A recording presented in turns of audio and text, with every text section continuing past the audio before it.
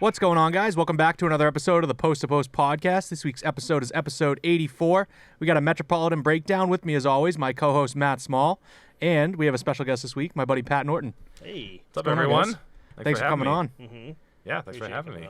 How's things going? Everything good? Good. Can't complain. Playing Yeah. a lot of hockey these days, so fitting that I'm here. Yeah, we actually threw up your league's jersey behind us too, the BPH. You want to tell us a little bit about that? Yeah, so that jersey back there is what I wear when I play for Boston Pride Hockey. So we're a local LGBT friendly organization that we sponsor weekly scrimmages. We sponsor. We just launched our first in-house hockey league this past fall, and we're now starting our third season where we play one game a week with 4 teams. Keep standings. We have playoffs at the end of the.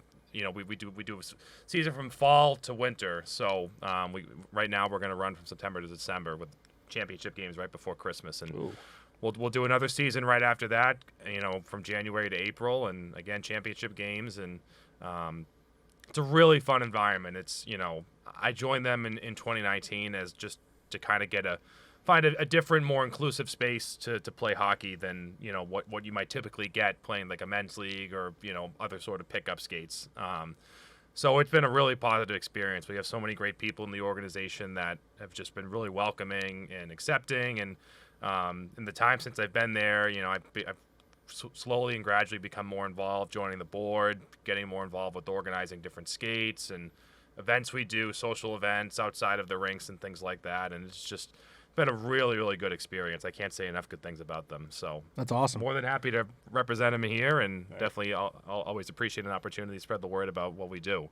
Yeah, and you just got back from a big trip to Chicago with them, right? Yeah, we just we actually won our quote-unquote tournament in Chicago. We were there for Market Days, which is a big outdoor street festival they do in North Halstead, which is the neighborhood just north of the city of Chicago. So we played out there. We actually played in the Blackhawks practice arena, which was that's awesome. Nice. really awesome. cool to see. Check that off the bucket list. That's pretty cool. Right. Yeah, that was awesome. State-of-the-art facility. It's probably just as old as Warrior Ice Arena is. And Oh, wow. 2 sheets, great locker rooms, just a really nice lobby space. They actually serve alcohol and they have a full service bar. Oh, that's great. In there, which is surprising. That's what I like to see. You don't see that in a lot of rinks. Yeah. So, but yeah, it was a really fun time. We won the tournament, although we should have really played a bracket up from where we ended up because we won the championship game 10-2 or something like that. Damn. It was way too easy. We had fun and stuff, but you also kind of want to be challenged a little bit. Exactly. Yeah. So, but no, we do tournaments throughout the year. We do Chicago. We do an alternating one in October. We go either to Toronto or Montreal, and then we do one in New York every Memorial Day weekend. And they're all really cool experiences. Just being able to travel and play hockey is something that I've never really done before. Not having ever played any sort of organized high school or college hockey. That it's just nice to be able to organize the trip, plan social events while you're there, actually get to play in different arenas and meet different people from other cities. It's a really cool opportunity, and it's just one of the many things that we offer to anyone who wants to get involved with us. It's huge that you're on the board too. I think that's really cool for you to step up and do something like that. Being only 3 years in the organization, that's pretty awesome. Yeah, no, I mean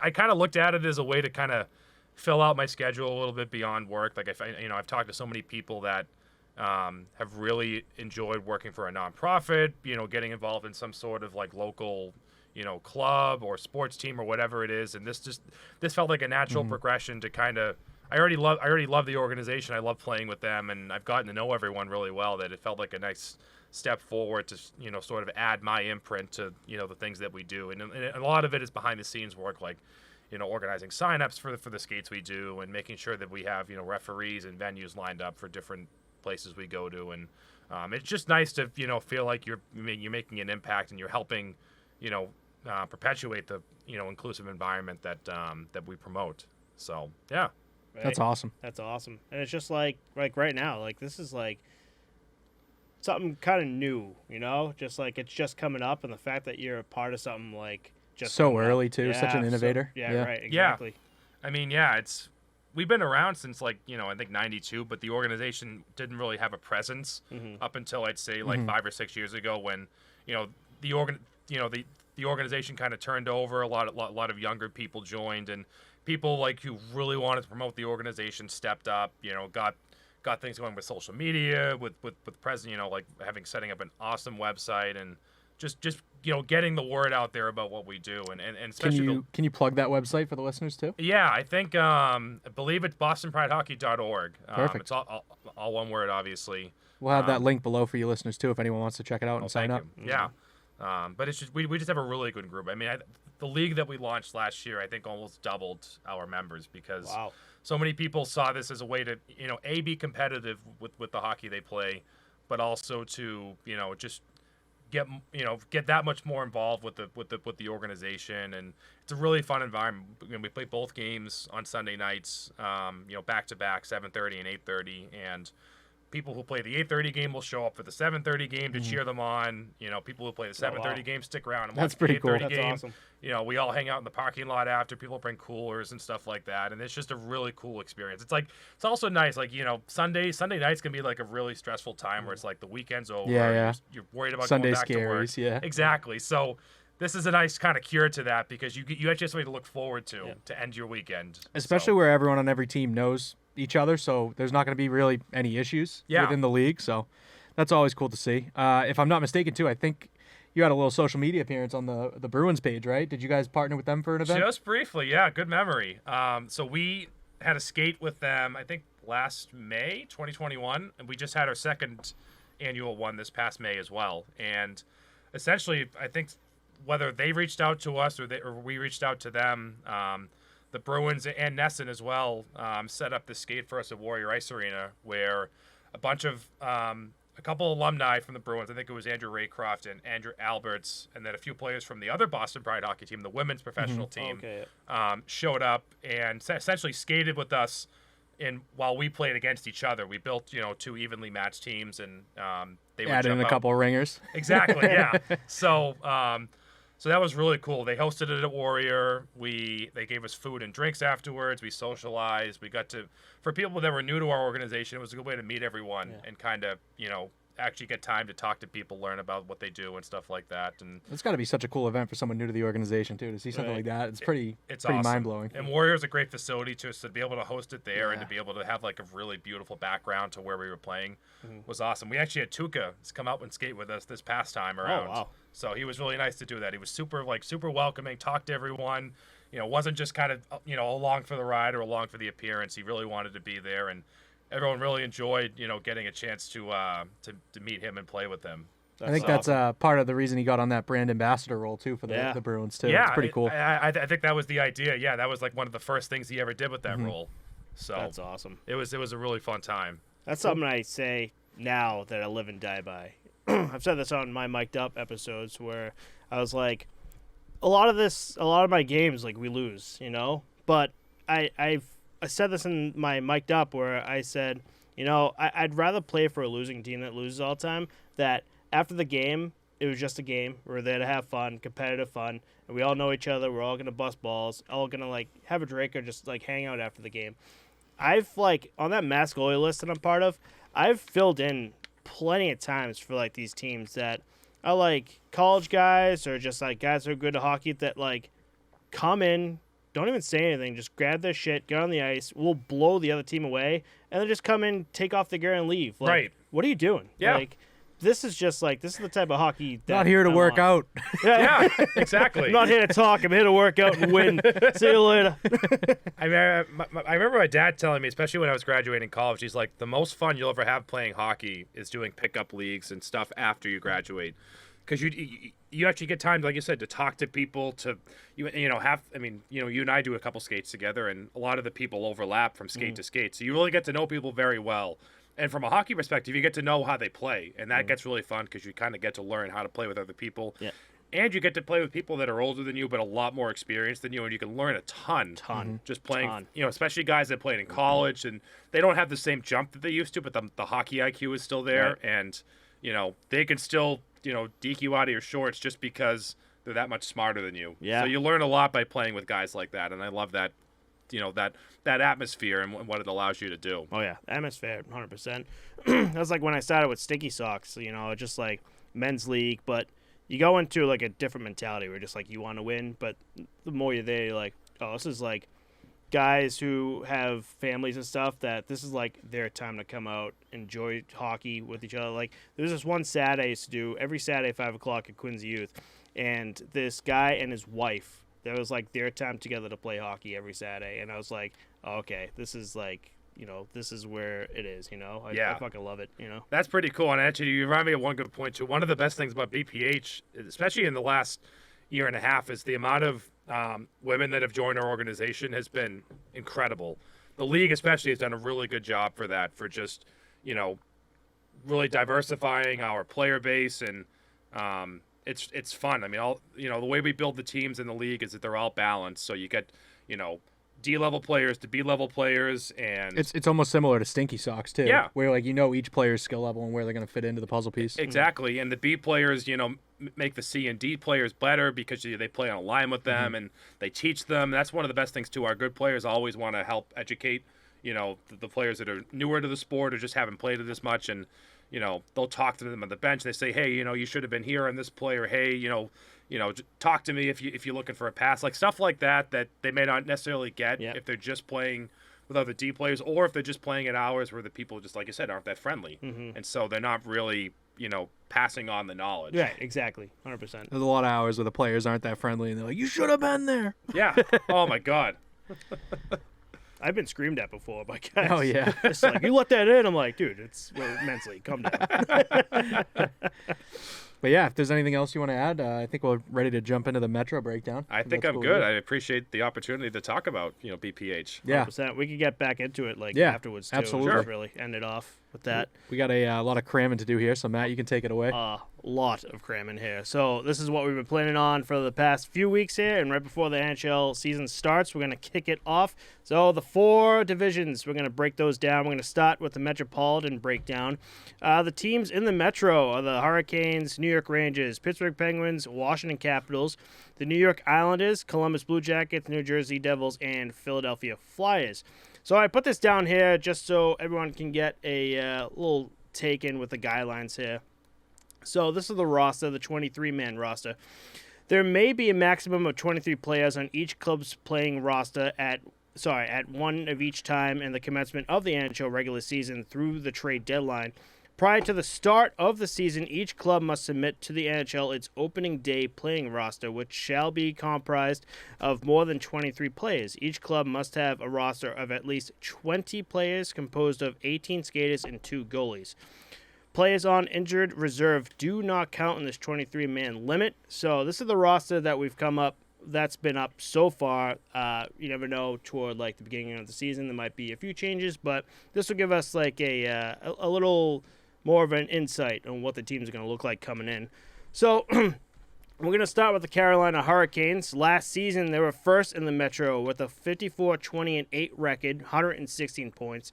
Second in the Eastern Conference and third in the league last season. Head coach is Rod Brindamore. So this offseason, they lost Ian Cole to the Lightning, Max Domi to the Blackhawks, Josh Levo to the Blues, Nino Niederreiter to the Predators, Brendan Smith to the Devils, Vincent Trocheck to the Rangers, and Steven Lorentz to the Sharks. They signed Andre Kosh from the Maple Leafs, Paul Stastny from the Jets, Martin Necas 2 years re-signed, and Ethan Bear 1 year re-signed. The only notable UFA that they have is actually Derek Stepan, who's got 9 goals and 10 assists last season. And their offseason trades were Hurricanes traded future considerations to the Las Vegas Golden Knights in exchange for Max Pacioretty and Dylan Coughlin. They also traded Steven Lorentz, goalie Itu Makiniemi, and a conditional third-round pick in 2023 to the San Jose Sharks in exchange for our guy Brent Burns and Lane Peterson. Big moves here. I feel like they lost a lot, but also gained a lot at the same time here. Yeah, Pat, I don't know if you want to jump in first. I'm still digesting here. If you need me to, I can take it. There's a lot to digest here. It is. I mean, it's interesting because, you know, obviously you saw this team have a really, you know, deep postseason run last year, and yet still, you know, changed out a lot of guys in their roster. Yeah.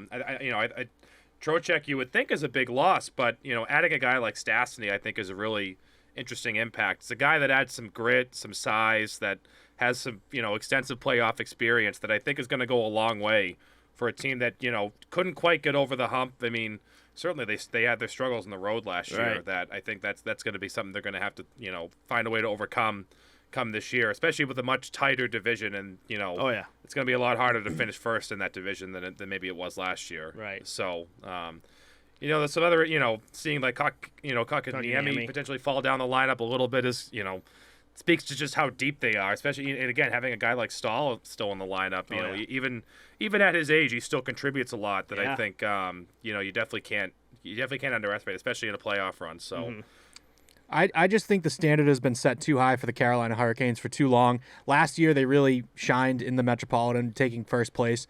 I think this is the year that they take a little bit of a step back. Nino Niederreiter, Vincent Trocheck out the door, Max Domi. I mean, Max Domi doesn't bring all that much to the table, but seeing him go, I don't think it's going to be enough. No. Brent Burns coming in isn't going to cover for that.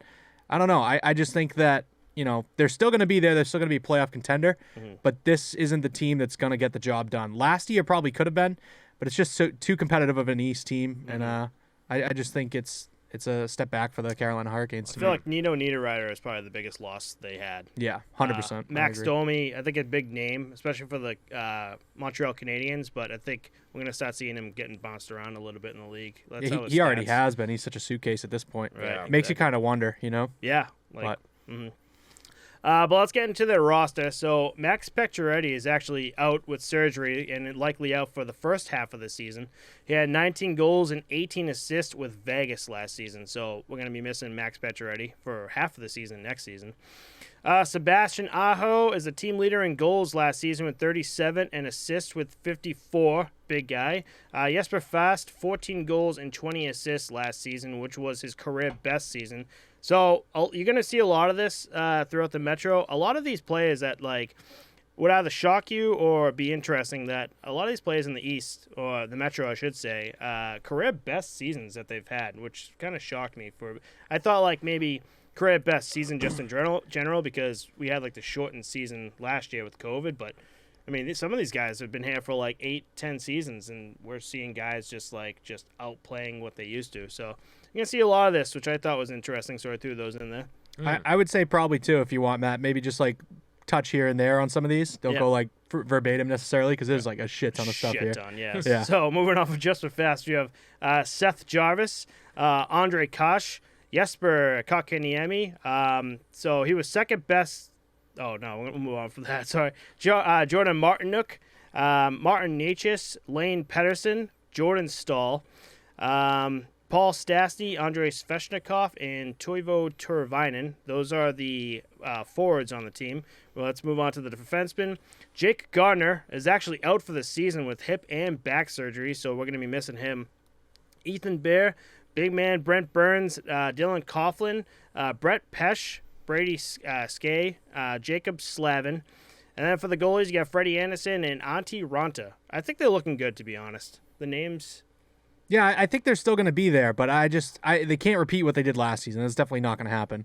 And I honestly could see them getting bounced in first or second round. Yeah. It kind of just maybe I'm just leaning too heavily on Brent Burns here. 10 goals and 44 assists with the Sharks is very good for a team that was very bad, but he's getting up there in age. I don't know. Could be the next Joe Thornton. He's had some injury history too, if I remember right. Yeah, I believe that's correct too. And obviously Freddie Anderson as well. I mean, did he come back in that playoff run last year? I couldn't remember if he did. I think he eventually did because Ranta came in that rookie came in for a couple games, and then Ranta and I think Anderson might have made it back in. Am I right, Matt? I don't know. I think so. Yeah, because Antti Ranta had his little run, but Freddie Anderson, just in general, he was second in the league with his GAA of 2.17, and also third in the league with his save percentage of .922. So he's still up there. Yeah. I just brought this up again. I don't know if we talked about this last week. I can't remember, but I talked about this with my coworker that we did the breakdown of Freddie Anderson and Peter Mrazek that season where Peter Mrazek went from the Carolina Hurricanes to Toronto, and Freddie Anderson went from Toronto to the Carolina Hurricanes. So it's Toronto is that place for goalies to die, their stats look so much better in Carolina than they did in Toronto. Well, in Carolina, you got a much better D-core in front of you than you do in Toronto. Yeah. I mean, it's all offense in Toronto. Exactly. They'll happily take a minus. Jake Gardner, notoriously in the playoffs against the Bruins, would have -7 games because That's he was just out there to score goals. They were going to outscore the other team 8-7 if they could. One thing that I notice in this league, though, is usually when you're one of the top 3 goalies in the league one season, statistically, you don't really get back to that same pace the next year. I think the league starts to figure out a little bit. And, I mean, goal scoring is just always on the rise. So I think we might see a little step back from Anderson, hopefully a little step up from Ronta. Good point. But I have the Hurricanes slotting in the 2 seed in this division. That's what I finished them with. Ooh, okay. I'm going to do that at the end. Okay. Just do it all at the end. So we're going to move on from Carolina. We're going to go straight to the New York Rangers here. They were second in the Metro with a 52-24-6 record, which is 110 points. Fourth in the Eastern Conference and 7th in the league. Head coach is Gerard Gallant. So the players they lost was Justin Brown to the Flyers, Andrew Kopp to the Red Wings, Greg McKegg to the Oilers. Sick last name. Right? Right. Kevin Rooney to the Flames, Ryan Strome to the Ducks, Frank Vetrano to the Ducks, their big goalie, Alexander Georgiev, to the Avalanche, and Patrick Nemeth to the Coyotes. They signed Capo Caco to 2 years, who resigned. They signed Louis Domingue, 2 years from the Pittsburgh Penguins. He's going to be the third string. And they signed Yaroslav Halak 1 year from the Canucks. He's going to be the backup. Vincent Trocheck to a big 7-year contract, and Ryan Carpenter to a 1-year contract from the Flames. Their off-season trades, Rangers traded Alexander Georgiev to the Colorado Avalanche in exchange for a 3rd and 5th round pick in 2022 and 3rd round pick in 2023. Those picks were Bryce McConnell Barker from the Sioux Greyhounds OHL, and that 5th round pick was Maxim Barbashev from the Moncton Wildcats from the Quebec Major Juniors. The Rangers also traded Patrick Nemeth, a 2nd round pick in 2025 and an optional draft pick in 2024 or 2026 to Arizona in exchange for Ty Emberson from the Tucson Roadrunners AHL, also not on the team roster here. So, how do we feel about this? I like the Rangers. I love the Rangers, but I feel like as of late, not looking good. Shesterkin was the only one literally on his fucking head last season. I don't know. I kind of really like the Kreider effect. Jacob Trouba can throw it around. Adam Fox. I think this is the team that is the most well-rounded looking.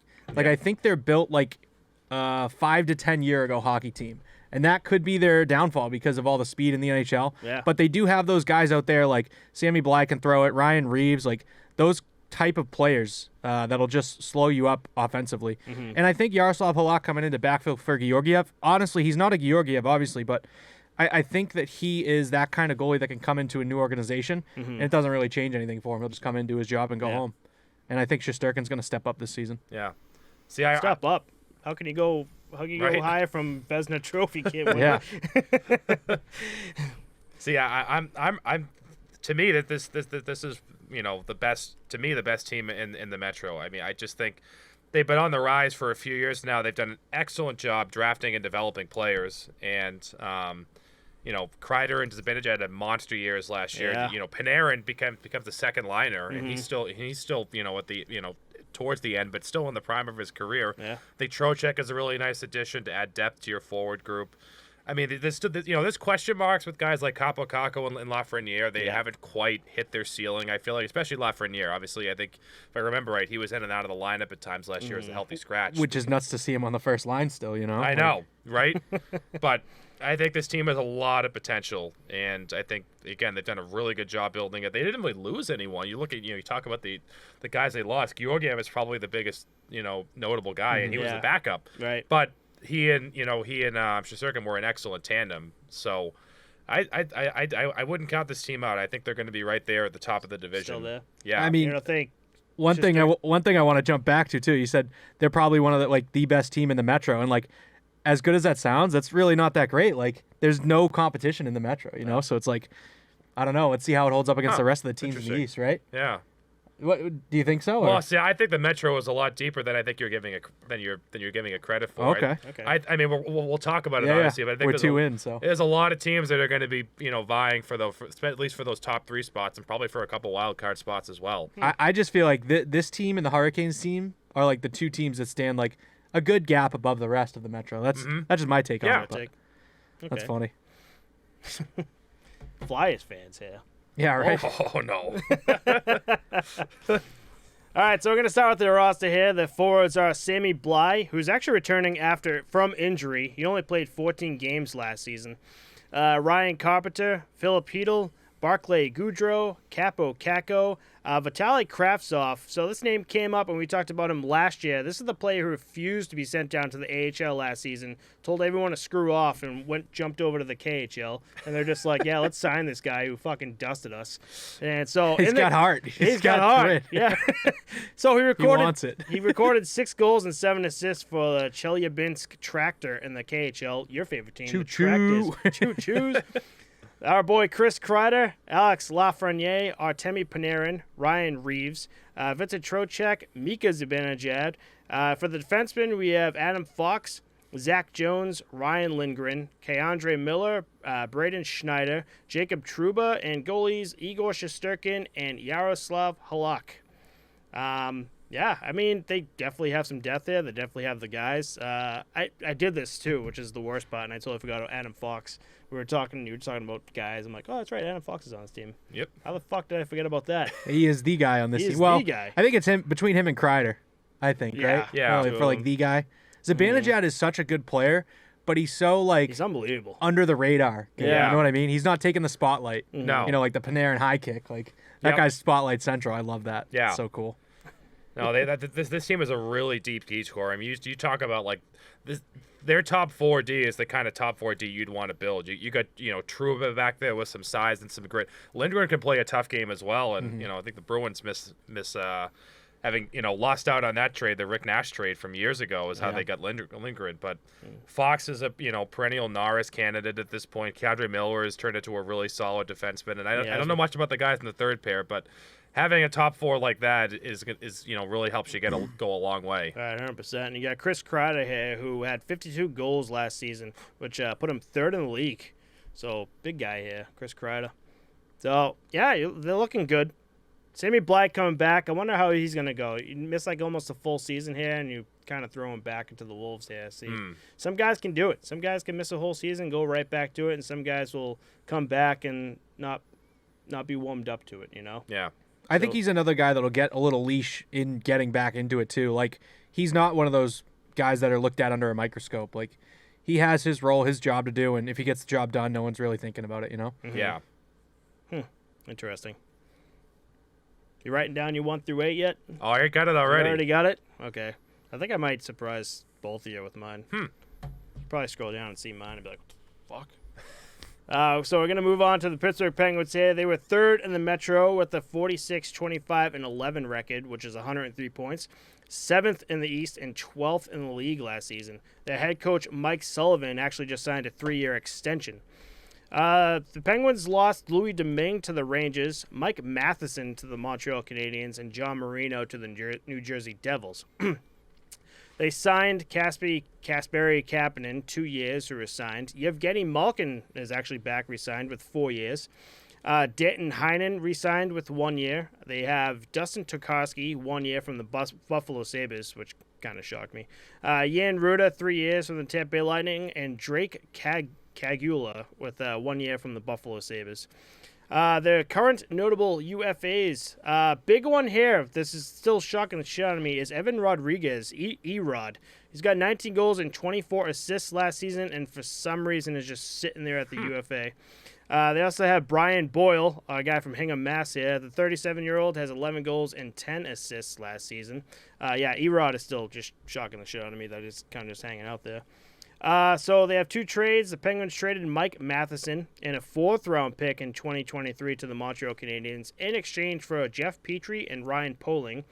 The Penguins traded John Marino to the New Jersey Devils in exchange for Ty Smith and a 3rd-round pick in 2023 here. So, I like the Evgeny Malkin. Wasn't there like a little thing with him too? Just like we weren't really sure if he was going to be back with the Penguins, and here he is with that 4-year deal. So that's good for the Penguins. Yeah, there was definitely some uncertainty that he might test the market and try to find another suitor. So I think he absolutely could have too. It's kind of nuts to me that he 100%. even not necessarily hometown discount, but even got a contract with these guys at the end of the day. Yeah. I didn't know if he would budge enough to get the job done here. At first, I remember like a year ago when we were doing this, you like these are like the names where like there were just like Malkin, Crosby. It's just like these are the names. Are just like no, they're gonna be Penguins like all the time, and then. Like, we came by a few trades, like Marc-Andre Fleury, like that big trade, where just like, whoa, this guy is moving from, like, the Penguins, and then all of a sudden, like, big names. I feel like the league has gone so far away from that now, where back in the day, it was you're a one-team guy, if the team has you back like that. Yeah. And then there were, like, the one-off, like, random situations where it's like, wow, that guy really ended up, like, leaving or getting traded, things like that. Right. But now it's like, it's a business, Yeah. Yeah. at the end of the day. Yeah. It's nuts. Absolutely. You're a player/business. Like, if you don't work with what we're going for, even if you're captain, we'll be like, we'll move from you. Yeah. So that was interesting to me to begin with. The whole Dustin Nikoski thing was interesting to me. Well, I mean, we're gonna be doing a breakdown with it, but that just means Craig Anderson is like now the number one dude, and that dude's like 42 years old. So we'll be talking about that later on. But let's get down to the roster here. So forwards, Drake Caggiula is actually injured. He's expected to be back in October after a herniated disc in his neck. He had 2 goals and 3 assists in 18 games played for Buffalo. Another callback to, I don't know if he'll be the same, especially after something like a herniated disc, in the neck. So hopefully he can come back guns blazing. They have Teddy Bluger, Jeff Carter, Sidney Crosby, Jake Gensel, Denton Heinen, Kasperi Kapanen, Yevgeny Malkin, Brock McGinn, Ryan Poling, Ricard Raquel, Brian Rust, Jason Zucker. And for defensemen, they have Brian Dumoulin, Chris Letang, Jeff Petrie, Marcus Peterson, Jan Ruda, Ty Smith, and goalies Casey DeSmith, Tristan Jarry, and Dustin Nikoski as the third string. I don't think I've seen like a lot of like difference here. They made some moves, but still looking kind of like the same team. That's my take on this with the Penguins team here. I think that this team. I know that this team is the oldest team in the NHL by age. I think that the main factor on this organization is right up the middle. It's Crosby, Malkin, Jeff Carter, and Teddy Bluger on the fourth line. I think those centers really elevate the players around them, and the story of this team this season is going to be their health. If one of these guys goes down, the story in the past has been Crosby's out, Malkin steps up in a big way. I don't know if it's going to be sustainable this year just with the roster that they have on paper right now. I don't know if there's enough, gas in the tank for these guys to really elevate to the point where you're replacing a Malkin or a Crosby in the lineup, Yeah. Right. And I don't know if the wingers, get the job done without those guys in the middle. Yeah. And on the back end too, Dumoulin and Letang as your top line. That's amazing, right? But Marcus Peterson, Jeff Petrie, Ty Smith, Jan Ruda, I don't know. I don't know too much about the bottom 4 there. Yeah. And that's not too strong for me. And I also think the Jarry and DeSmith, situation in net, it's baffled me for too many years now that I just don't know what to think anymore. Yeah. I see this team taking a step back, but not because they got better or worse, but because they stayed the same. Yeah. Right. They It's just like got older. There's like a rope pull here with these two players I want to talk about. Brian Rust last year, 24 goals and 34 assists last season, which is his best career stats since coming into the league in 2014 with the Penguins. Then you have Jason Zucker, who had 8 goals, 9 assists last season, second lowest stats in career since coming into the league in 2011. So it's just like, is Brian Rust just like picking up the pace when Jason Zucker's like falling down, And that can also be who's Malkin feeding the puck to at the end of the day. You know what I mean? And we're just, I showed you, just to get like a kind of refresh here, I was watching a few highlights, game highlights today, and I showed you one of them. It was Sidney Crosby. I think they were playing the Flyers. And on the power play, he's on the blue line, and he had a fucking clapper and a half. Like, I couldn't, like, I don't remember seeing Crosby blue line 1 and just like the shot, the absolute bomb that he had. I was like, and how accurate it was. I'm like, oh, like, this guy can just do it all. Yeah. And he's still got it for how long he's been in the league. It's insane. The hands are insane. The goals he can score, like at the side of the net, Yeah. A redirect by a shot that's clearly going wide, and he tips it in, or he gets it out of midair, he bats it in. Yep. I mean, He's still like a well-known name, but I feel like he is kind of falling by the wayside with guys like Cale Makar, like these big names, Nathan McKinnon. It's kind of nuts. He's become the lunchbox guy that clocks in, clocks out, gets the job done every year, and he's at the top of the list with all these guys, but the spotlight and he's not the center of attention of the league anymore. Yeah. There's Right. just other guys that they're focusing on, so you don't see how good and how prepared and the mindset that he goes into work with every day. outside of the fact that he's the one working with Nathan McKinnon and making McKinnon the next Crosby. right. You know? And it's interesting. I feel like even when you watch Penguins games, especially national games where the spotlight is on them even more, you hear a lot more about Gensel than I think you do about Crosby. Yeah. Because Gensel has kind of he's obviously the young star of that team. Like you said, on a team that has a lot of older guys, he's like the one bright young face that they need, and then he's stepped up and he's been one of their leading point producers. So it's kind of interesting to see almost that transfer of power. Right. Yeah. And we talk about the carousel, and goaltending wise. Like, Matt Murray was supposed to be the absolute face of the Penguins organization and just shit the bed. And for the 3 years that he was up, Matt Murray was up, it was either Casey DeSmith backing him up or it was Tristan Jarry backing him up. And they were like up and down. Like, one season, Casey DeSmith would be like the best goalie. And then next season, Tristan Jarry showed that he was the best goalie. And now they're a tandem. And like, Tristan Jarry kind of showed himself last year. He's tied for 5th in the league with a .919 save percentage and 6th in the league with 2.42. Now, are we going to get like another season where Casey DeSmith is now this starter? And I think that's where this team is going to have problems. It's not really 1A, 1B. It's more like a question mark of who's your guy, who's the guy you're going to start. And you're not going to know that until probably a month or two into the NHL. We're just like, oh, Casey DeSmith's stats, or just like in general, is looking better than Tristan Jarry. So now let's 2 months in, now focus on Casey DeSmith as being our number one guy. And by then it's too late, you know? So it'll be a little carousel ride with the Pittsburgh Penguins this coming season, I think. The interesting thing that I was just looking it up to double check.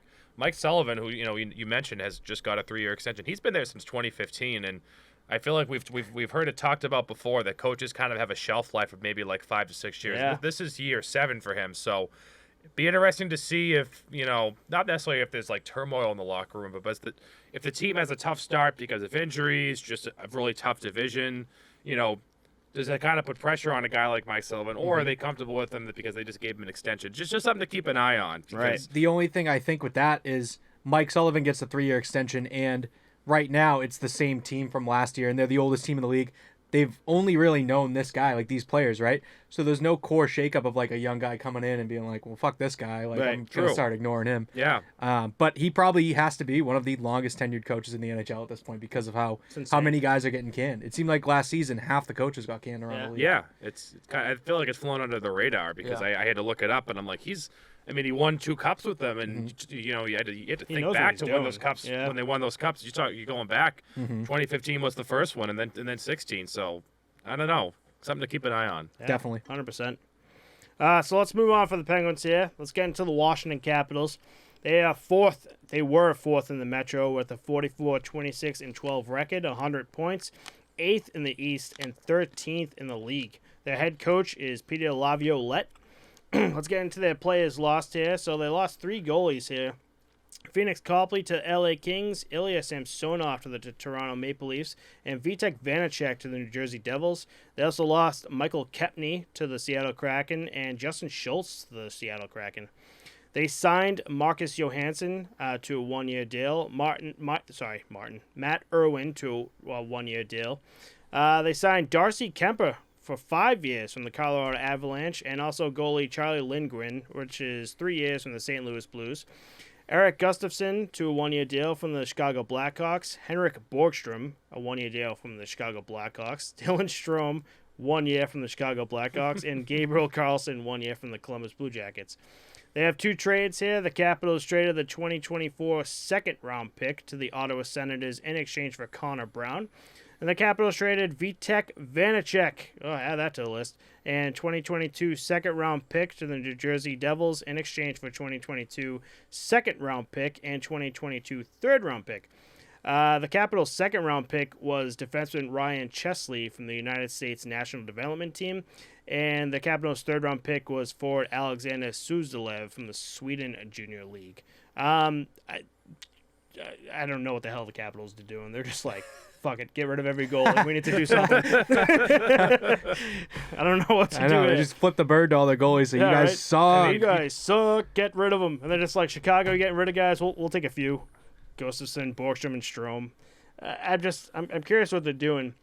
We talked about this when Darcy Kemper got signed here to the 5-year deal. I wonder if the Washington Capitals think Darcy Kemper is going to be their answer. When I was just talking about Colorado Avalanche was that fucking it was just a powerhouse team where they didn't really rely on good goaltending, you know? Yeah. And Darcy Kemper is good goalie, but if you put him on a different team, he would not get the job done to win that cup. You know? Well, and you saw it in that final. I mean, Tampa Bay, they got their goals against him, and there were plenty of cheapo goals in that series that I think, like you said, Colorado got away with it because they just outscored them. Yeah. But yeah, it's like you said, it's been a carousel there. It's amazing that they had Holtby for so long, and he was, for when he was there, he was one of the top 5 or 10 goalies in the league. Yeah. And since then, they haven't been able to replace him. No. They haven't been able to find that any sort of consistency. Not at all. So And his Braden Holtby's career might be over. He's had lower body injury that he might not even play next season.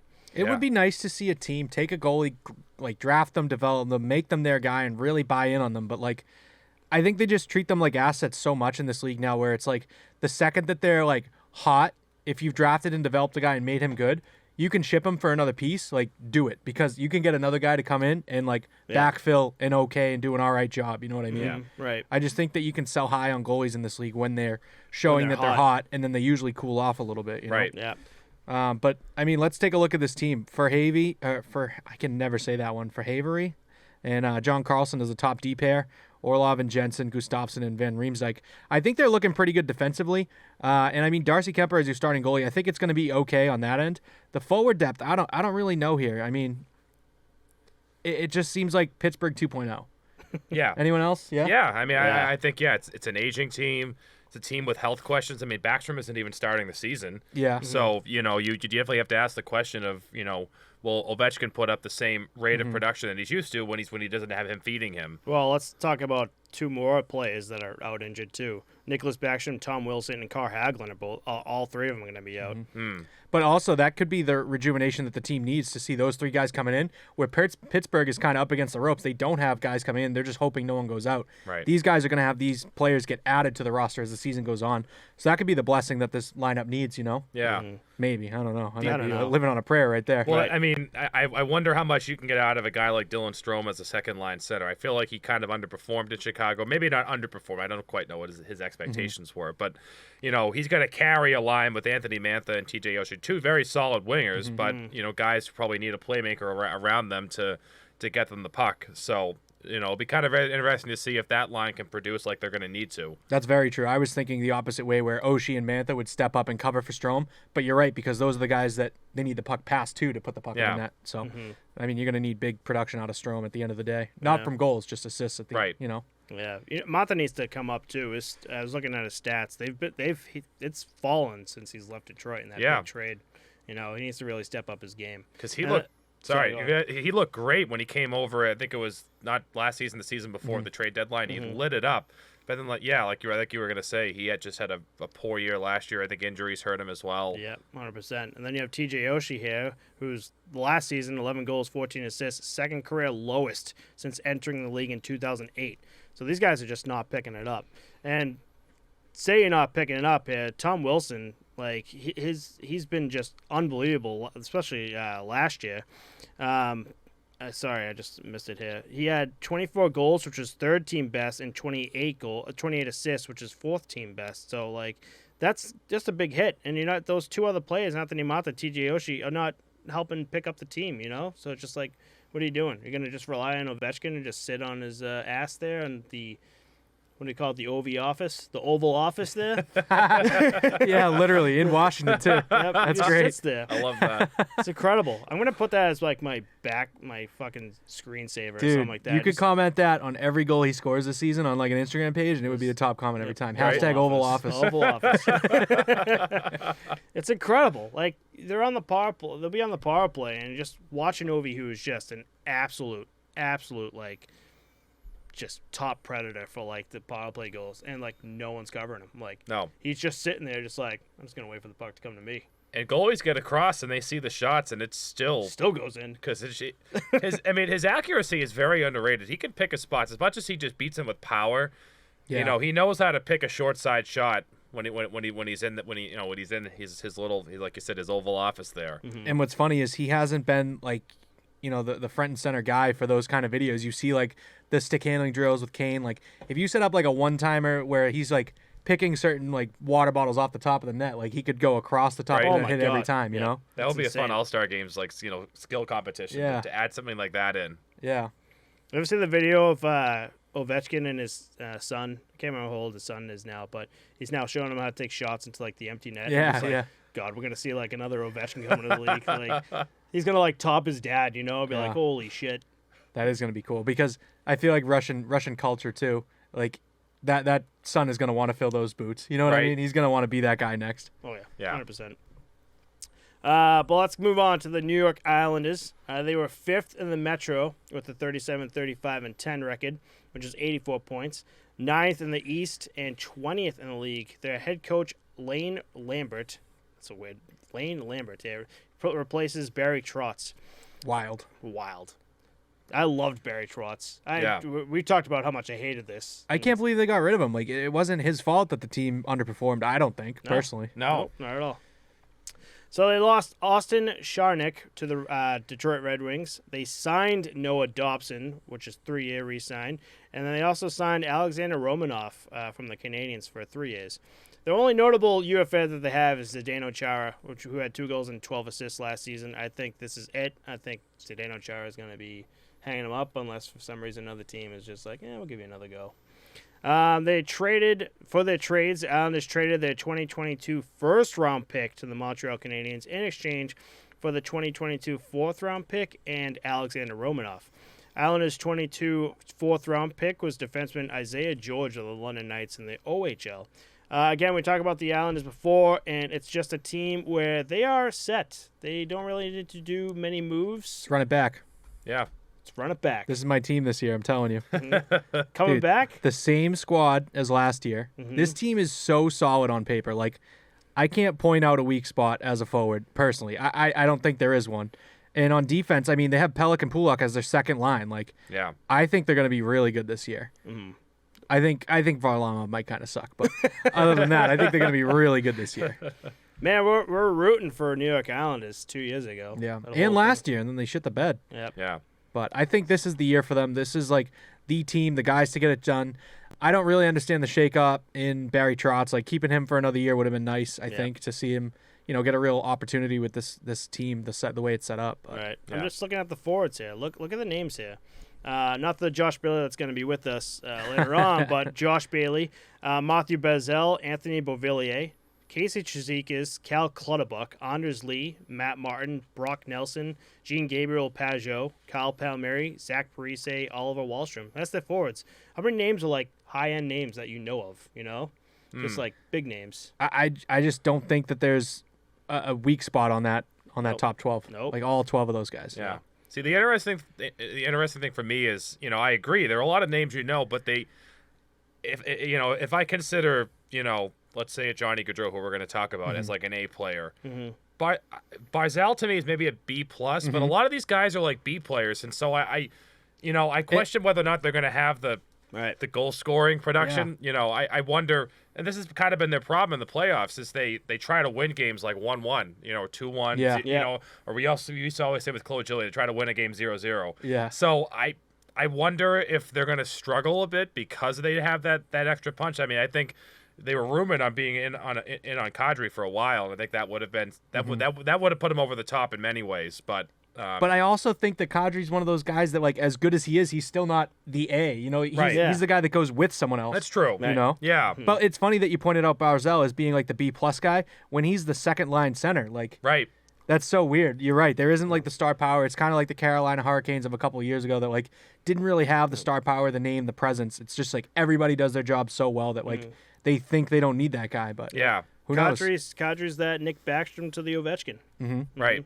The peanut butter to the jelly, Yeah. He's that guy. Cereal to the milk. For defensemen, they have Noah Dobson, who had 13 goals and 38 assists, which was second most on the team and career high since coming into the league with the Islanders in 2019. Scott Mayfield, Adam Pelech, who had 25 assists, which is a career high last season. Ryan Pulak, Alexander Romanov, and Robin Salo. Robin Salo is kind of back and forth between the Bridgeport Islanders and the Islanders last year, but he's coming into his second NHL season. Noah Dobson getting it done. The more you're going to see this, the more we talk about this, the more you realize these defensemen are becoming very offensive defensemen. Like, we're getting to another era of defensemen where they score, they play make, they get these assists, they get these goals.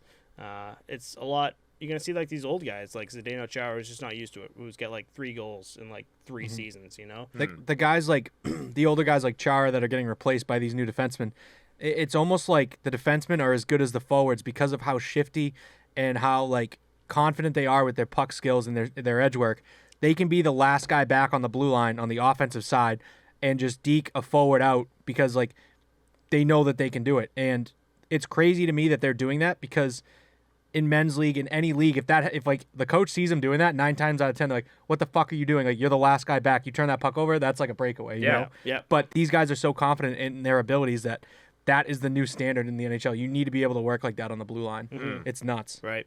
And to top it all off with the goalies here, you got Sorokin and Varlamov. Ilya Sorokin here, 2.40 GAA, which is 4th best in the league, and .925 save percentage, which was 2nd best in the league. 7 shutouts also, which is 2nd most in the league. So you have, like, that back end, too. It's Ilya Sorokin getting the job done, as well as, like, the entire team just in general. Yeah. The Islanders are looking good. The thing with Sorokin, too, is he put up those numbers despite the team having a losing record last year. Yeah, that's nuts. That tells you a lot. And shutouts, too. Yeah.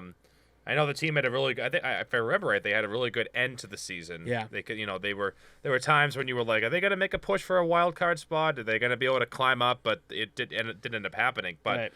yeah, Sorokin could be a big key in the cog for them. Someone that, keeps them competitive in a division where, there's going to be a lot of, potential scoring with some of the teams they're going to play a lot of. The teams we've already talked about to this point. I'm regretting my 1 through 8 now. The more we talk about this, I was like, okay. I have 3 teams right in the middle that I'm like flip-flopping around back and forth, and I'm still trying to set them. That was my problem. Like, the middle 3 was just like, where do I put them, So let's move on to our Johnny Gaudreau here, the Columbus Blue Jackets. They were 6th in the Metro with a 37-38-7 record, which was 81 points. 10th in the East and 21st in the league. The head coach is Brad Larson. They lost Gabriel Carlson to the Capitals, Kevin Stenlund to the Winnipeg Jets, and Oliver Bjorkstrand to the Seattle Kraken. He was actually the top scorer last season with 28 goals. Players signed was Eric Branson to 4 years, Johnny Gaudreau to 7 years, and Patrick Laine to 4 years. Those Gaudreau and Laine signs I like. They have 2 trades here. The Blue Jackets traded the 2022 4th-round pick to the Predators in exchange for forward Matthew Oliver. They also traded Oliver Bjorkstrand to the Seattle Kraken in exchange for a 2023 3rd-round pick and 2023 4th-round pick. Dude, the Johnny Gaudreau there was, I think that was the biggest shocker, one of the biggest shockers in the offseason. Yeah. I did not expect Gaudreau to be like, Columbus, I'm going to go to you. Right? Know? It's nuts, out of too. all teams. The main part of it, I think, came down to, like, family life and where they want to live and settle down. And, like, he said that, like, this is, like, the spot for them, I guess. Yeah. Which is kind of, like, interesting to me. What? And it's almost, like, contradicting everything around the league because a lot of guys for maybe the past 5-6 seasons were like, I don't want to be in Columbus. This sucks. It's kind of like the Canada of the United States. Like, how you get out to, like, the farm area up there. Like I don't Buffalo, know. Buffalo, New York. It seemed like everyone was like, screw this place, but Gaudreau's like, no, it's a great spot to have a family, so. Well, that makes you ask the question if Tortorella was part of that conversation, too. And now him not being there, especially for a lot of the younger players that I think clearly were at odds with him in terms of just the way he wanted them to play and the way they wanted to play. Yeah. Yep. He's very much an old school coach. Like, you're going to block every shot. You're going to come back on D. And I think, obviously we've seen this team as a really young roster that a lot of guys have popped on in the last few years. And now you look at the top 6 and it feels like it's a more established top 6 in terms of guys So I don't know. I'm still trying to gauge how I feel about this team because I just don't know a lot of the guys in the bottom 6. And they're going to need those guys to step up if they want to be competitive in what it's a very deep division. That's exactly what I was just looking at, the bottom 6. I was like, I don't really know where this is going to, bring this team. And I kind of look at them like me and Pat were talking off the air earlier. the teams that were the puzzle pieces that all got brought together that kind of didn't really click, like the Vancouver Canucks or the Ottawa Senators when they brought in those different players that you're like, oh, they could shake things up, this could be good, and then didn't really jive. work So, out. and when it comes to really only the top 6 are looking like that, and the bottom 6, you're like, well, maybe, I don't know if that's going to jive. Yeah. You brought up coaches too, and like, that makes sense because we're gonna be talking about them next week. But the whole Bruce Cassidy leaving stuff and Krejci signing and Patrice Bergeron signing, there was talks about the reason why Krejci might not come back or was the whole Bruce Cassidy stuff. So it's weird that coaches can force. I mean, not really in Johnny Gaudreau's case, but like a player like Johnny Gaudreau to a team like the Columbus Blue Jackets. It's kind of nuts. But let's get on to the roster here. So, why do I keep saying Johnny Gaudreau here? Johnny Gaudreau, who was second on the Flames team in goals with 40, third in the league in assists with 75, and third in the league in points with 115. A absolute smoke. Boone Jenner, Patrick Laine, who is second on the team in goals with 26 and fourth in assists with 30. Gustav Nyquist, Jack Roslovic, Jacob Voracek, Kent Johnson, Cole Sillinger, Kirill Marchenko, Eric Robinson, Sean Corelli, Matthew Oliver. For the defensemen, they have Zach Werenski, Andrew Peak, Vladislav Gavrikov, Adam Boakfist, Jake Bean, love that name, Eric Gudbranson, and for goalies, Elvis Merzlikins and Jonas Corpusalo. Jonas Corpusalo, one of my favorites to watch, but this was interesting to me when I was looking at his stats. Career low last season with 4.15 GAA and .877 save percentage, 7-11-0 record. Oof. Not good. No. You are just relying on Elvis Merzlikins to get that shit done. It's also crazy to me that in the NHL nowadays you can have a 4.15 and an 8.77 as a goalie and finish the season 7-11. That's insane. Right? Like, holy shit. When you lose, you lose, but when you win, we get by. Right? We just got to outscore them. That's how we're going to win this. Yeah. The Modern scores are like NHL. 12-10.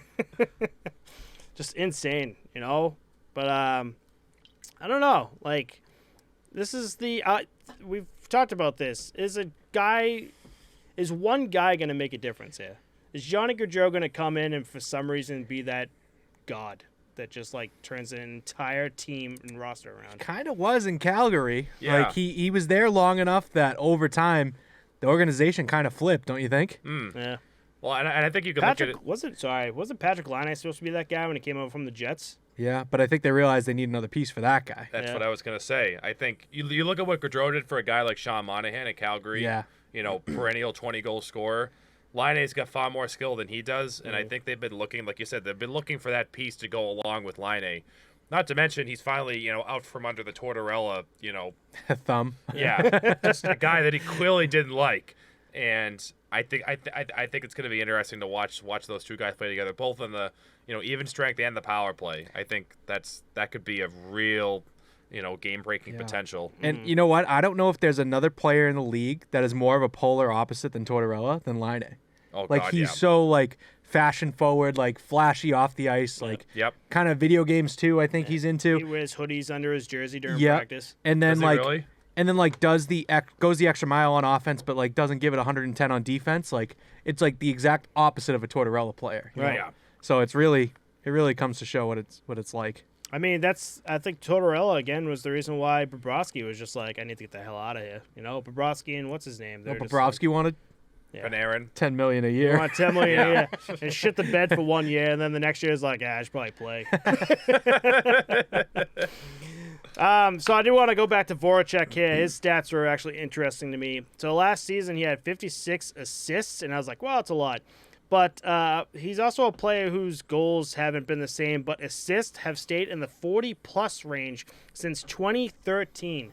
So since 2013, this dude has been nothing but 40-plus assists, just getting the job done for 10 years. That's Almost incredible. 10 years, yeah. That's a streak. I wonder how many players match that Right. statistically. Not insane. So That's nuts. Voracek getting the job done here too. No assistant captain, not captain, just a guy by the wayside getting the job done. I've always been a fan of his. Just the way he played, the style of game he plays, a very physical. Oh, he's happy to go to the front of the net and just park his ass there and score plenty of goals. And I've just always been a fan of his, and I'm curious to see his impact here. Mm-hmm. Yeah, 100%. So Voracek wasn't he from originally from the Flyers? Yeah, he was definitely on the Flyers at I one think point. he's been his whole career up until then with the Flyers. Mm-hmm. So just an interesting guy. This is a guy that I wonder if like like one of those guys without the C, without the A, without like all this stuff on him could just get the job done. Like I wonder if Columbus just like give him the C or give him the A, and for some reason like his stats kind of just start to slowly decline because there's more Pressure. there's more pressure and more spotlight on him. Yeah. Who is their captain at this point? For Was the it- roster, was it Bjorkstrand last season, or who was it? Or was it Boone Jenner, maybe? Boone Jenner been there a sounds while. right. Jenna sounds It is familiar. Boone Jenner, Okay, yep. there we go.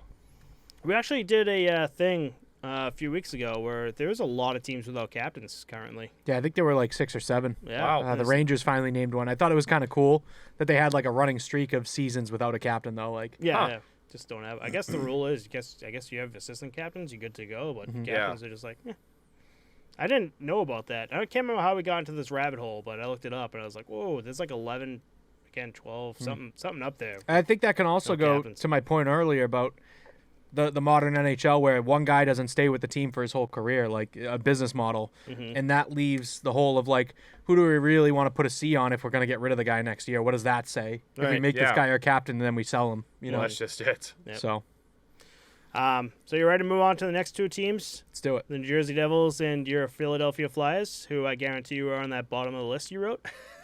They're there. They might be somewhere down here. They might be somewhere down here.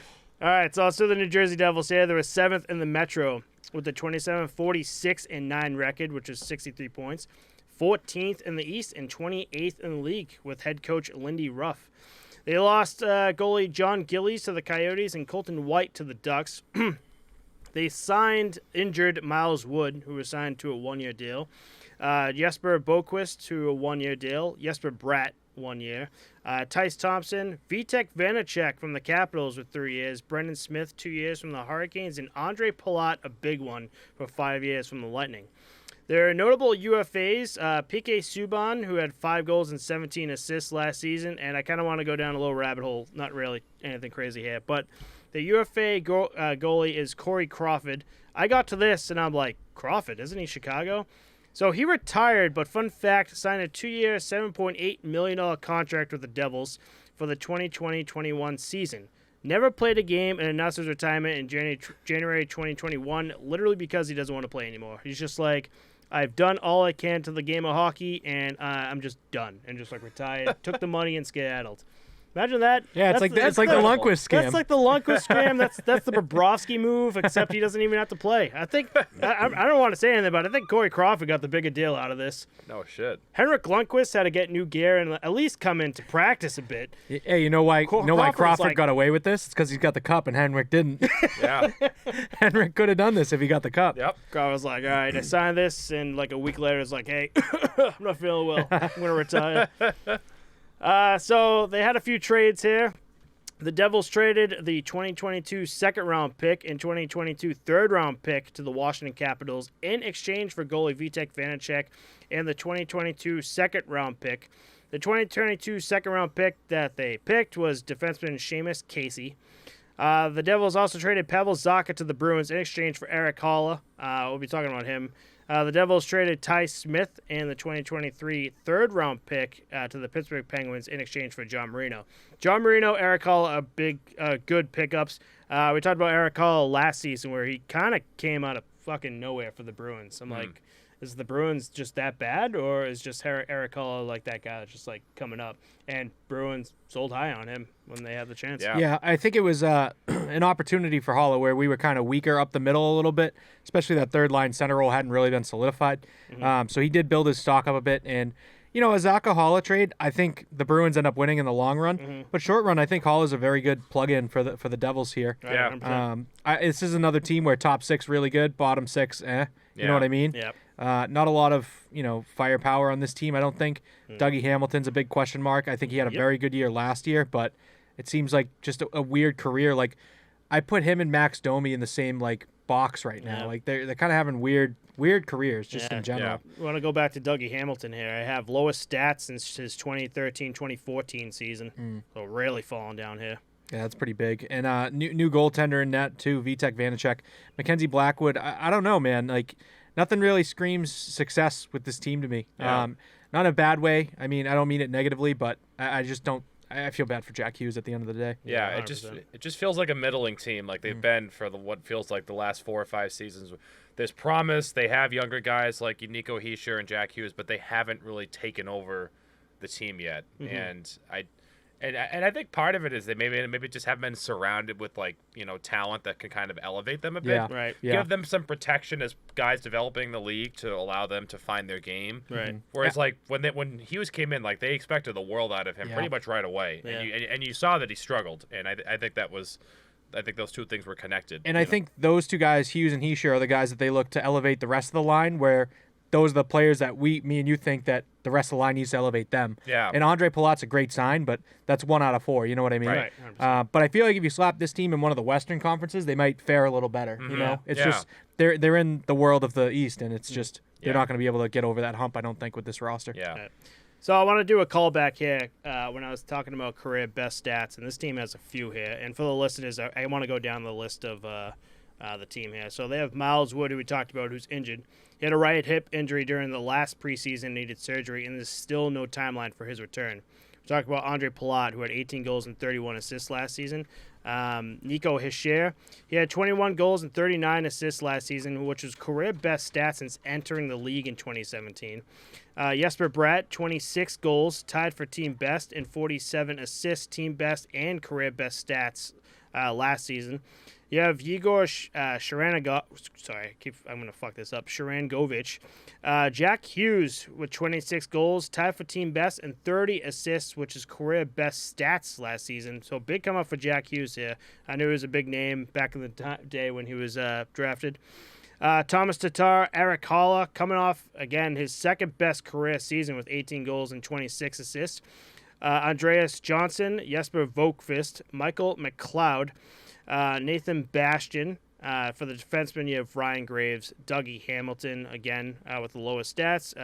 Jonas Siegenthaler, Damon Severson, Brennan Smith, John Marino. And for the goalies, Mackenzie Blackwood and Vitek Vanacek. Mackenzie Blackwood, as a goalie, I love watching him play. Just very square guy, can get the job done, can do the splits, get it done. And so it was kind of interesting to me to see his stats. So last season, he actually came off his worst season statistically since 2018 when he entered the league. He had 3.39 GA, .892 save percentage, and 9-10-4 record. So I hope to see Mackenzie Blackwood come up. I know he can have shit seasons, but I hope Mackenzie Blackwood's on the come up here. And Vitek Vanacek actually is pretty interesting. I put this down on the notes here for Vitek Vanacek. Almost dead even stats from the 2020-2021 and last season. 2.67 GA and .908 save percentage with a 20-12-6 record. His stats from the previous season were 2.69 GA, .908 save percentage, and 21-10-4 record. So it's just both seasons are just almost dead even with what he can do. Consistent. Yep, Yeah. exactly. Consistency. It might also show you a ceiling, though, of this is where he's at if he's plateaued. You know what I mean? Consistently average is how I look at him. Right. Yeah. But what will he be like on a new team? That's Right. That's going to be the big one. I think this team has too many players that are right on the bubble of you need to get over this hump to prove that you're more than what you are, you know? Yeah. All right. Last team? So where's the Devils on your list, bud? Not so good. We'll be talking about them soon. Because this is the last team. Our guy, Chris Ronan, his favorite team here, the Philadelphia Flyers. All right, which one is it? Flyers or Vegas Golden Knights here? Who you betting on? One year we're gonna see Flyers, Vegas Golden Knights, Stanley Cup Finals. Well, yeah, And you're gonna right. shit your Yeah, pants. right. 1 year. I don't know about that. I don't know if we'll see that in my lifetime. Well, one team I bought a ticket for them to win the Stanley Cup for this year, and one team I did not. So That answers my question. All right, so the Flyers here, they're 8th in the Metro with a 25, 46, and 11 record, which was 61 points. 15th in the East and 29th in the league, with head coach John Tortorella placing Mike Yeo. They lost Adam Clendenning to the Chicago Blackhawks and goalie Martin Jones to the Seattle Kraken. They signed Justin Brown to a 1 year from the Rangers, Nicholas Delorier 4 years from the Wild, and then they re-signed Morgan Frost, Owen Tippett, and Zach McEwen. Notable UFAs here, Keith Yandel. I know nothing too crazy, 1 goal and 18 assists last season, but that streak coming to an end here. Phil Kessel on the move. No, they already fucked his streak over, remember? I was going to say, they sat him. Oh, that's fucking right. Yeah, they screwed him already, so I don't give a fuck about him anymore. He's like, I'm No. retired. It's the Toy Story meme. I don't want to play with you anymore. All right, here. So they had one trade here. The Flyers traded 3 2022 draft picks, 2nd round, 3rd round, and 4th round to the Carolina Hurricanes in exchange for Tony DeAngelo. I'm sure he loved that. Tortorella guy right there. Oh, yeah, 100%. The New York Rangers coming back here. How many weeks until those two just explode in the locker room and you see video of them fighting? That's exactly what I talked about. We talked about this trade. I was like, this is going to be good, waiting for the fireworks. It's gonna be awesome. I'm surprised we haven't seen anything from training camp yet. Right? Right. I thought I put something in here. Oh, man alive. We're going to be talking about, was it Owen Tippett? We're going to be talking about Keith Yandel. I'm sure I'll find it. But Keith Yandel is up there with one of the worst players in the league. Top worst player in the league. Let's get to it anyway. Wow. I didn't know that. Yeah. That sucks. So let's get with their roster here. So the forwards, Scott Lawton, Sean Couturier, Travis Konechny, James Van Riemsdyk, Kevin Hayes, Cam Atkinson, Joel Farabee, Morgan Frost, Owen Tippett, Nicholas Delorier, Patrick Brown, Zach McEwen. For defense, they have Ivan Provorov, Tony DeAngelo, Travis Sanheim, Rasmus Ristolainen, Cam York, Justin Brown, and goalies Carter Hart and Felix Sandstrom. There's a lot of notes here because, this team. What, you want to start this off? Because I don't know. I just don't know where to go with this here. All right, so that's a lot to give away for Tony DeAngelo, but he did have a career year, so I'll give him that, I guess. Rasmus Ristolainen, I think at the end of the day, before I go down this, I think at the end of the day, this team knows that they have good players, but doesn't know when to sell on them and like where their ceiling's going to be. Like a Shane Gostisbehere is a guy that I thought was going to be with this organization for their career and like really round their game out, but like they just like dumped him early. And like some of these guys, like they have, like Cam Atkinson is on this roster. Yeah. Like that's a good player. He had you know a what I mean? solid year last year. Yeah, that's a good player. That should be someone that's really getting the job done and doing something for your team. Like second most goals on the team and second most in NHL career and second most on team with 27 assists. Yeah. Yeah, even So, on like the getting the job bottom done. 6, Joel Farabee's a good player. Owen Tippett's going to do pretty well for them. Like Provorov as your top pair D, Rasmus Ristolainen second pair D. Like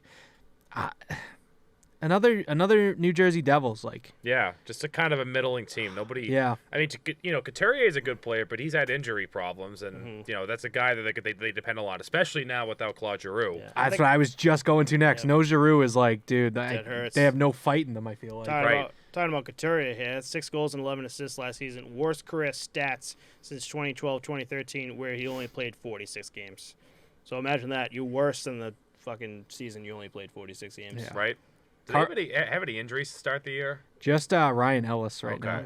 now. But Carter Hart, man, like it's just the team is gonna live and die by them, and the fan base and ownership and everything made it about that. Like if you pump a guy up to be like you're the future of our organization, you're Carey Price, you're the best thing we've ever seen in our life, and once he starts to suck, he's gonna be like, man, everyone's looking at me. You know what I mean? Like just get in his own head. And to be backing him up with a guy like Felix Sandstrom, like I don't know a goddamn thing about Felix Sandstrom. I've never heard that name in my life. Right.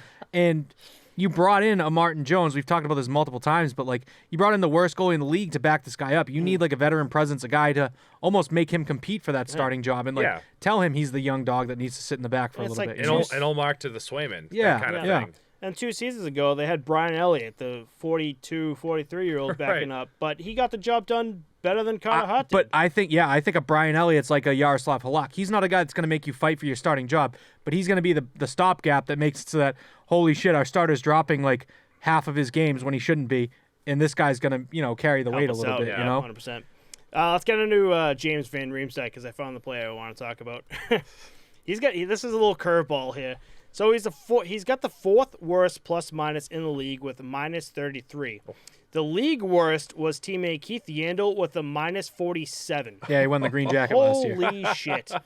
Also, to add to that, 24 goals, which was also team best, and 14 assists last season. So he's getting the job done with 24 goals, but also is terrible in the plus minus category. I think Live Golf actually reached out to Yandel and offered him $100 million to come play on their tour.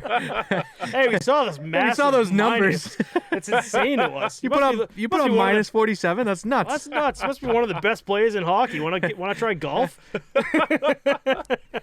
I know you hockey guys play golf in the off season. We'll sign you. But yeah, insane when I saw that. I went down like a little rabbit hole, plus minus, like, Jesus Christ, Yandel. But he's done. Unfortunate. It's so sad to see. Yeah, he's a great guy. I mean, give it to me straight, boys. Are the Flyers the 8th seed in your 1 through 8? I don't want to be. Yeah. I want to know. I have to know. Give it to me straight. They're dead last. I got to pull it up before my phone dies. They're dead last with me. Yeah, same. Yep. All right, so let's do Pat's first because his phone's going to die. Okay. All right, we'll go 1 through 8. All right, so I'm going to read them off, and then I'll talk about them. Rangers, Hurricanes, Penguins, Blue Jackets, Islanders, Capitals, Devils, Flyers. Okay. So do you guys want to do yours, and then we'll... Hold on, I was trying to write it down for you so we have it. Oh, thank you. Rangers, Carolina, Pittsburgh. Yep, Blue Jackets, Islanders, Capitals, Devils, Flyers. Perfect. All right, so let's take it from the top, boys. In the first seed, we have... What do you have, Matt? All right, want to do me first? Don't go down 1 through 8. I just want to do them one at a time. Okay. All right, we did his quick because we wanted to get them on paper. All right, first seed, Carolina Hurricanes. You have the Carolina Hurricanes. So I think you did too. You put the Rangers as number 1, right? Yeah. I felt like the Rangers really stepped up this offseason, and the Carolina Hurricanes kind of took a step back, which is why I did that. But I just think that Carolina won't be able to repeat what they did last year, and the Rangers are really going to step up and, like, you know, put the foot on the gas here and be that next team. The more we talked, the more I hated almost what I did. Okay. Because I did this. Who do you have in your 2 seed? It's got to be the Rangers. No, dude. You have Carolina and then who? Columbus Blue Jackets. What? No kidding. You're high. I You know. are high. Wow. I know, and I'm the one who did all these notes. When I was doing the notes at the end, I was like, yeah, Columbus looks like they could be a 2nd seed. And then we talked literally throughout this entire episode, like when we were going through Columbus and these teams, I'm just like, oh. So you did Carolina and Columbus, right? Yep, so Carolina and Columbus. So you have Merzlikins and Korpisalo getting the job done. Ugh. Yeah. That's tough. It's a lot of pressure. You said Korpisalo had like a career low, didn't he? Career low. Oh, that's tough. Okay. So me and you both had Carolina for a 2 seed. Yep. Who do you have for your 3 seed, Matt? We'll start with you. Pittsburgh Penguins. Pittsburgh. So does Pat here. Yeah. I had them. Okay, so I had the New York Islanders going 3rd because that's my horse that I'm backing this year. That's really the only reason I jumped them up. When you said that, I'm like, yeah, they should have been top of the 3. That's just like my betting with my heart. You know what I mean? Like I think the Islanders need to be there. After we talked about the Islanders, I almost decided to switch the Islanders and the Penguins Yeah. in my ranking. That would have made them the 3 seed. If they don't get screwed on the schedule this year too, like their home arena seems kind of cool. Like Yeah. I think people will like it. You know? like the Arizona Coyotes home arena is gonna be Yeah, cool. yeah. That's actually going to be a really fun.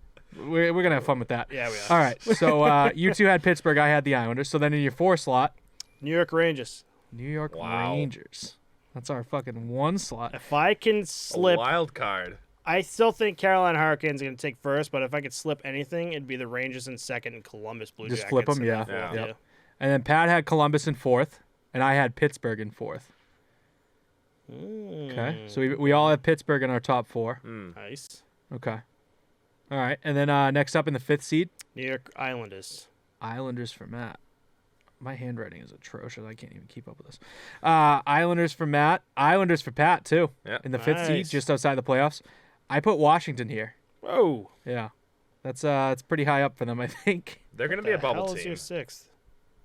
Oh, My think I 6th? know, yeah. Who do you think it is? Penguins? It's they're actually my 4th. I already said that. Oh, whoops. 6 is going to be my Columbus Blue Jackets. Is who I Oh, have okay, next. yeah. Who do you have in your 6? Washington Capitals. Okay. It's about the same spot, Yeah. right? At the end of the day, and Pat has him in his 6, so Yeah. you guys are starting to match a little bit here. And we can guess the 7th and 8th seed. Yeah. Yep. Who do you have the 7th? Okay. New Jersey Devils. Yeah.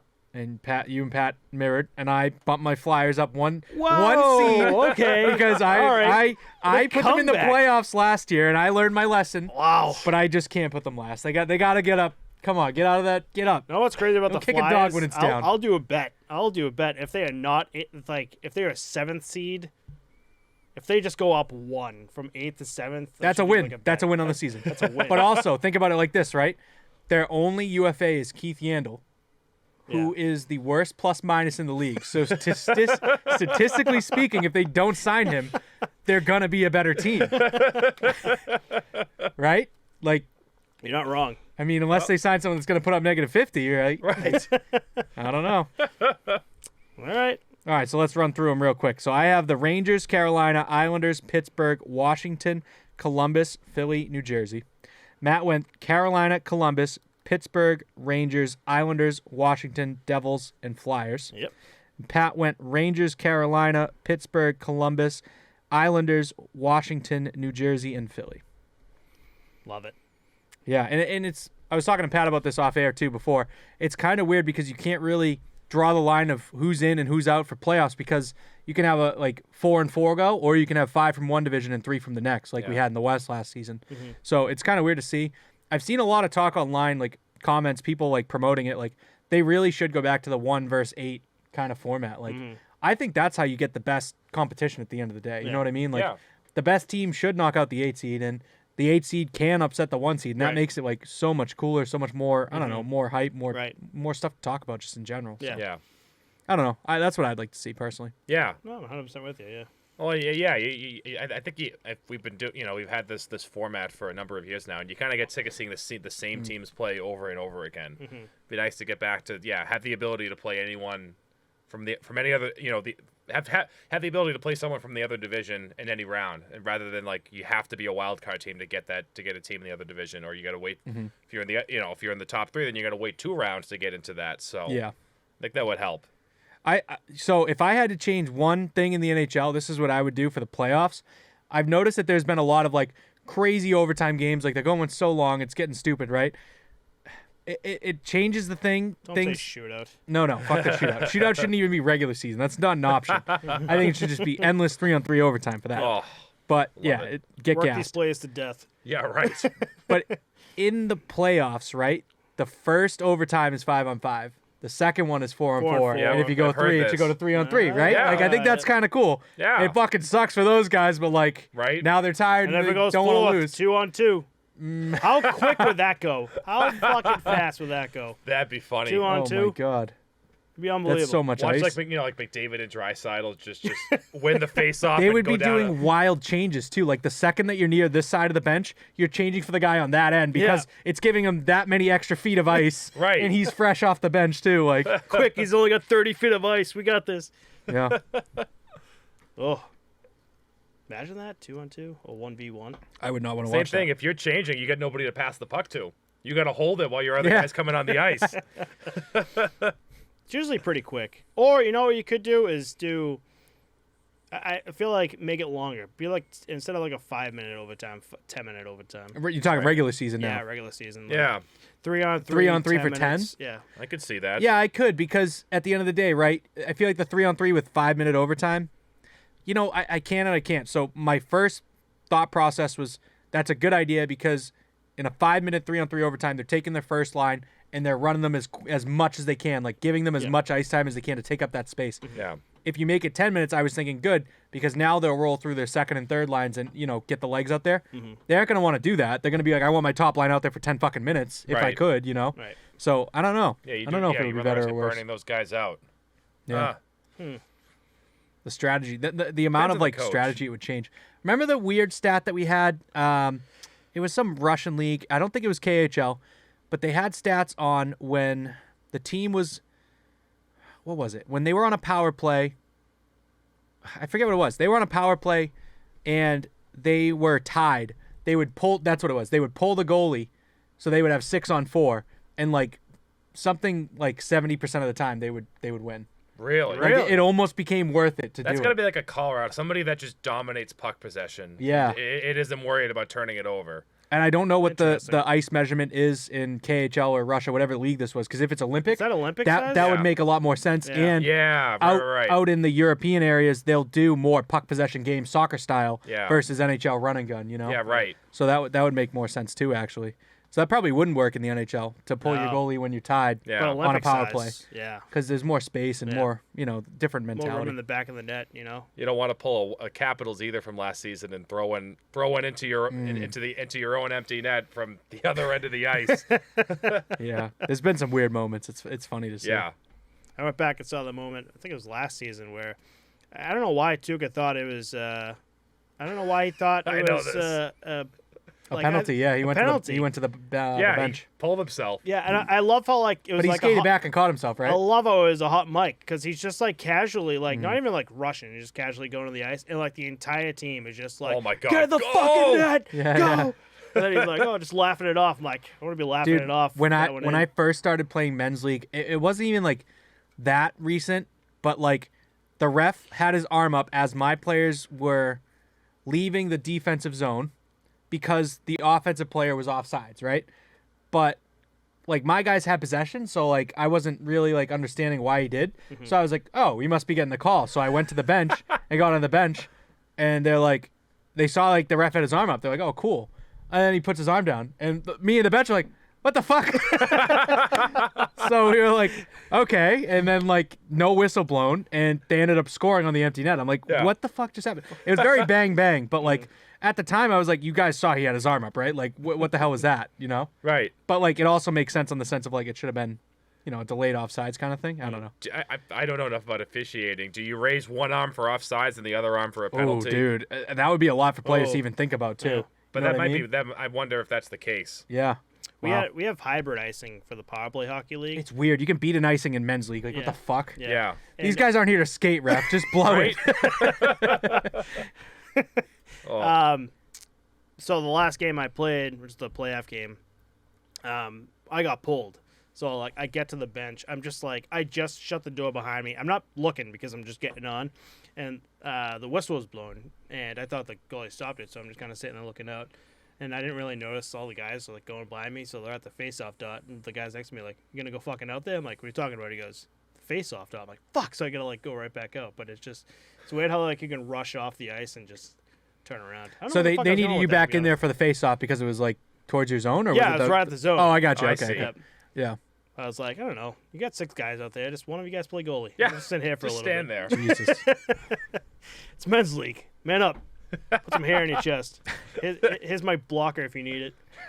Just throw it on the ice. Oh shit. But the worst part about that was some of these refs kind of like don't get it. I was like, when I was coming back, I was literally like not even at the crease yet. I was like halfway there, and he just blew the whistle and just dropped the puck. I was like, whoa! Like I had to fucking like jump right the hell into it. It didn't wait for me to get into the net at all. Yeah. Just wanted to get the job done. But I think that's it for the Metro. We got 3 more divisions to go. I do have one segment that we missed. We almost missed. I want to do our post-to-post picks that we keep trying to glance fucking over. that up, yeah. I do have one for us. The Flyers last year finished with 61 points, 29th in the league, and worst in their division. Over under, do the Flyers get 65 points for the season? 61 last year. I'm asking for 65. I'm once again asking for your support. All right, hold on. What do they got here? They won 25 games, 11 overtime losses. 25, 46, and 11. You said like their You can biggest. vote. You can pick 2. Oh, I'm pounding that under. That's an under, dude? Yep. Oh, you scumbag. Tony D'Angelo's Pat's not coming back. Oh man. I had no faith in that team. What did I say? I talked to somebody from Philly the other day, and I said, and they mentioned they're a Flyers fan. I'm like, yeah, they're not the Broad Street Bullies anymore. They're the Broad Street Bullied.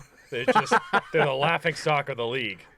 Unfortunately, and they're not even dead last in the league though, which is insane to me. That is They're kinda a nuts. Really bad Yeah. fucking It team. is kind of yeah. nuts. Yep. 3 other teams are worse than them, which is crazy, too. The problem is they didn't make any good moves at all. Yeah. Tony D'Angelo. You already know my pick. I'm Oh, gonna- they're going over, buddy.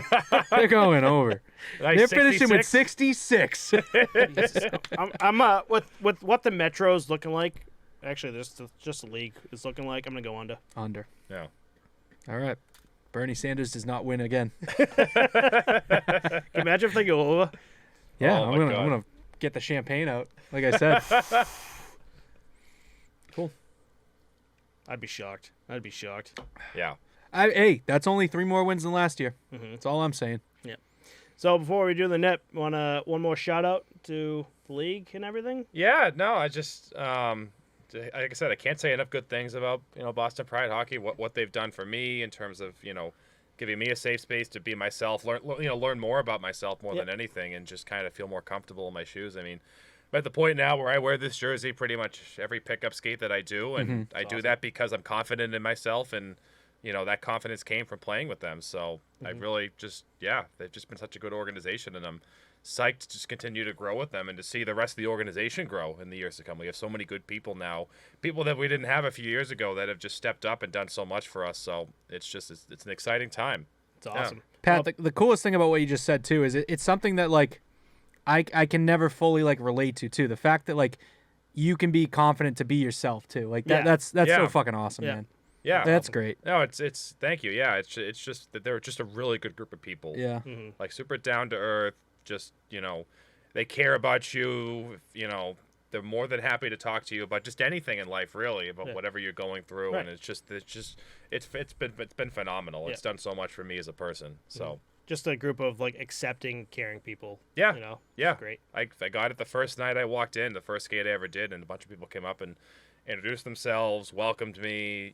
Made me feel right at home with especially someone like me who's very shy and gets very nervous meeting a bunch of people for the first time, and it went away so quickly. That's was just awesome. Yeah. Which is funny because going back to what we talked about off the air too, like me and Pat, we went to middle school together. We're like childhood friends, but we hadn't seen each other since then. And in college, I started playing hockey, and I did a pickup skate, and Pat's like, "Oh, I was there. Like, I knew you were there." I don't know if we even said hi, and I was like, "Dude, that's so funny." Like, Yeah. It's just like something that you never would think too. Yeah, and nowadays I absolutely take the time to say hi. Yeah. So yeah, that's awesome.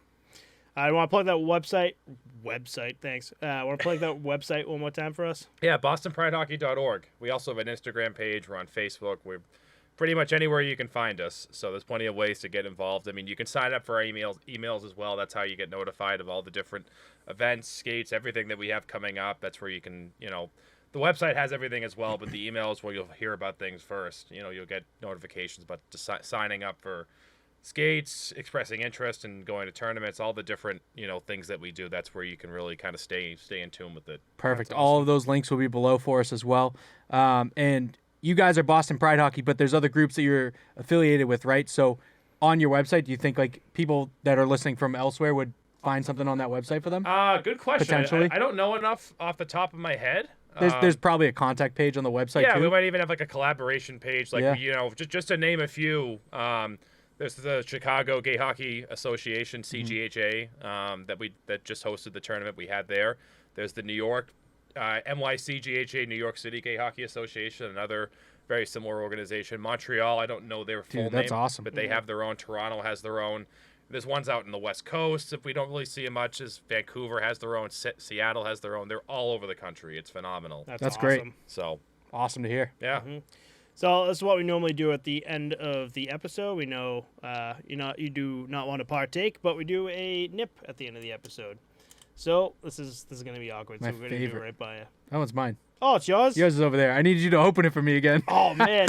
Dude, I couldn't open He didn't even ask. I couldn't open my beer. I thought you were being nice. I forgot you gave me this Jim Beam. I couldn't open my beer earlier. Hand it to Matt. This thing I couldn't get over. Hand it to Matt. Thanks, buddy. Never expect Chris to be nice to you. Just know he's trying to get something from you.